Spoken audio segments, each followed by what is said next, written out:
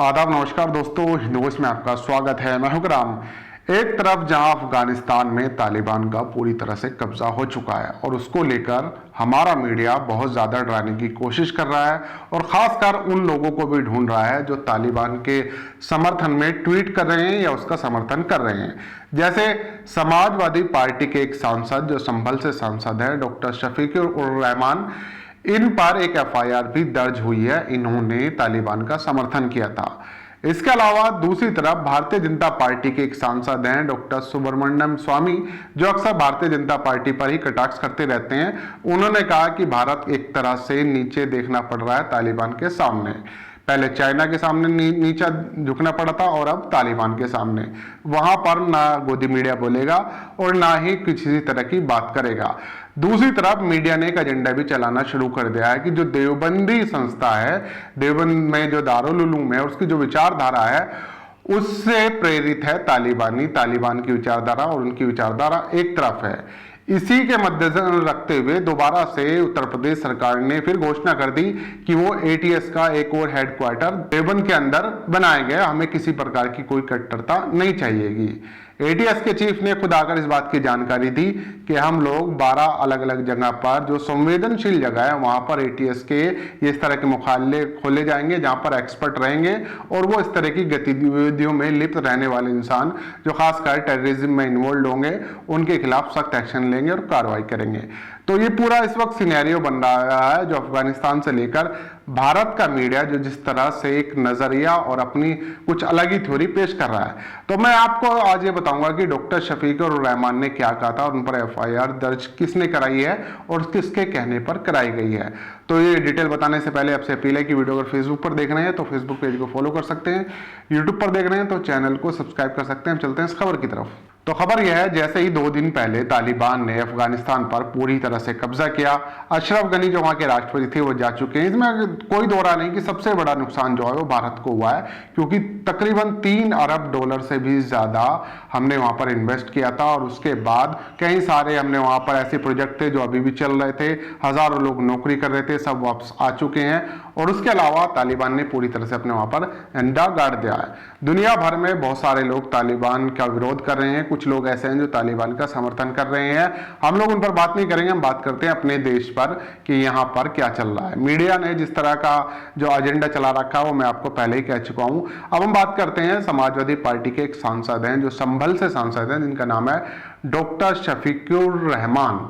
ये वैसे तो आजम खान के मसले पर कभी बोलते हुए दिखाई नहीं देंगे, सड़कों पर उतरकर किसी महंगाई के खिलाफ या किसी और चीज के खिलाफ प्रोटेस्ट करते हुए नहीं दिखाई देंगे। ड्राइंग पॉलिटिक्स खेलते रहते हैं, वहीं बैठे हैं अपनी बयानबाजी करते रहते हैं, जिसके चलते कई सारे विवादों में लगातार बने रहते हैं। इन्होंने बयान दिया कि तालिबान ने जो कुछ किया वो सही किया।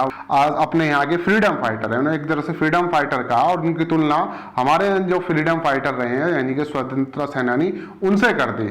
इस बात से कई सारे लोग नाराज थे। मीडिया इनसे कल से डिबेट कर रहा था, इनके ऊपर भड़का हुआ था। तो कल रात इनके खिलाफ एक तहरीर दी। एक शख्स है जिसका नाम है राजेश सिंघल, उन्होंने वहीं पर इनके खिलाफ एक तहरीर दी, जिसके बाद इनके खिलाफ मुकदमा दर्ज कर लिया गया है।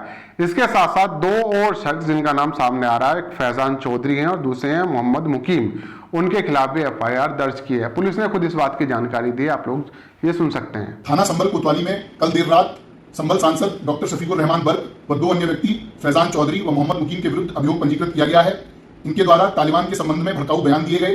एक प्राइवेट व्यक्ति श्री राजेश सिंघल द्वारा लिखित तहरीर देकर यह बताया गया कि डॉक्टर बर्क द्वारा एक मीडिया ब्रीफिंग में तालिबान की तुलना भारत के स्वाधीनता सेनानियों के साथ की गई तथा उसकी जीत पर खुशी मनाई गई। ज्ञातव्य हो कि तालिबान भारत सरकार द्वारा घोषित एक आतंकवादी संगठन है। इस तरह के बयान देशद्रोह की श्रेणी में आते हैं।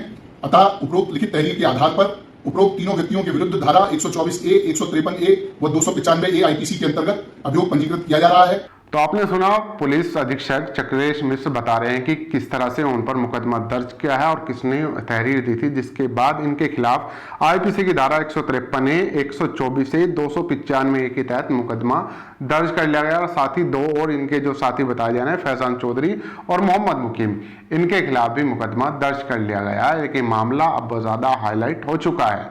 अब इस चीज को इस तरह से दिखाने की कोशिश की जाएगी कि देखिए मुसलमान किस तरह से तालिबान का समर्थन कर रहा है। बहुत सारे लोग हैं जो ऑनलाइन इस बात पर अब आपस में भिड़ रहे हैं। कुछ लोग हैं जो तालिबान का विरोध कर रहे हैं और कुछ लोग हैं जो तालिबान के समर्थन में, उन्हें एक तरह से कहा जा रहा है कि उन्होंने अपने देश को आजाद कराया। पहले भी वहां एक आजाद सरकार चल रही थी, जो चल रहा था वो आपके सामने है। लेकिन ये तो तय है, बहुत सारे लोग, हजारों लाखों लोग लगातार वहां से प्लान करने को मजबूर हैं।